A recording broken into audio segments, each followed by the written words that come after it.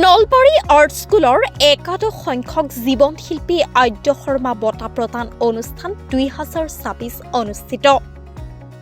2026 বৰ্ষৰ জীৱন শিল্পী বঁটা প্ৰদান কৰা হয় প্ৰখ্যাত তবলাবাদক পৰেশ চন্দ্ৰ মিশ্ৰক। এই অনুষ্ঠানটো নবীন ৰশ্মিতামূলী সোঁৱৰণী প্ৰেক্ষাগৃহত অনুষ্ঠিত কৰা হয়। অনুষ্ঠানত পুৱাৰ ভাগত পতাকা উত্তোলন কৰে নলবাৰী আৰ্ট স্কুলৰ সভাপতি খছনুৰ আহমেদে।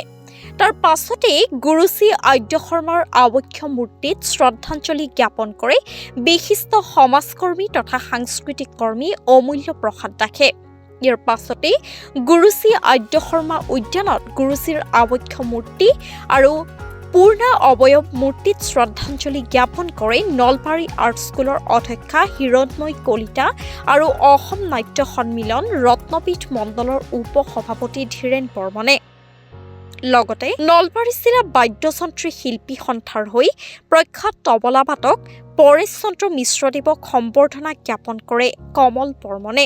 নলবাৰী আৰ্ট স্কুলে গুৰুজী আদ্য শৰ্মাদেৱৰ মৃত্যুৰ পিছৰে পৰা এগৰাকী বিশিষ্ট অসমৰ শিল্পীক জীৱন শিল্পী আদ্য শৰ্মা বঁটা প্ৰদান কৰি আহিছে। ইতিমধ্যে এই বঁটা যোৱা 10 বছৰৰ কাৰণে বিশিষ্ট শিল্পীসকলক প্ৰদান কৰা হৈছে আৰু এইবাৰ নলবাৰী আৰ্ট স্কুলে এই বঁটাটি প্ৰদান কৰিছে অসমৰ এগৰাকী প্ৰখ্যাত তবলাবাদক শাস্ত্ৰীয় সংগীত শিল্পী মাননীয় পৰেশ চন্দ্ৰ মিশ্ৰদেৱক। তেখেতে এই বঁটা ইতিমধ্যে আমাৰ মাজৰ পৰা গ্ৰহণ কৰিলে আৰু গুৰুজী আদ্য শৰ্মাদেৱৰ স্মৃতি চিৰ যুগমীয়া কৰাৰ কাৰণে নলবাৰী আৰ্ট স্কুলে নলবাৰীবাসী ৰাইজৰ সহযোগত আজিৰ দিনটো জীৱন শিল্পী দিৱস হিচাপে উদযাপন কৰি আহিছে। আজিৰ এই বঁটা প্ৰদান অনুষ্ঠানত অংশগ্ৰহণ কৰিছে অসমৰ প্ৰখ্যাত নাট্যকাৰ বিশিষ্ট নাটক পৰিচালক অসম নাট্য সন্মিলনৰ সভাপতি মাননীয় জিতেন শৰ্মা ডাঙৰীয়াই।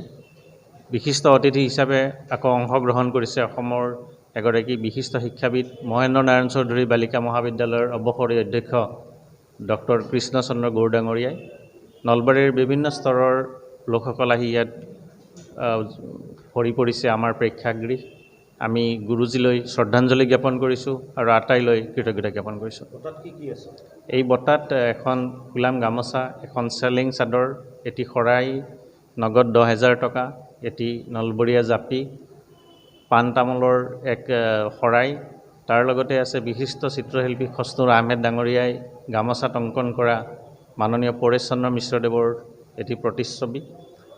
এই আটাইবোৰ বঁটাটিত আছে। নলবাৰীৰ পৰা Partha Barman report, the news আৰু ডি নৰ্থ ইষ্ট।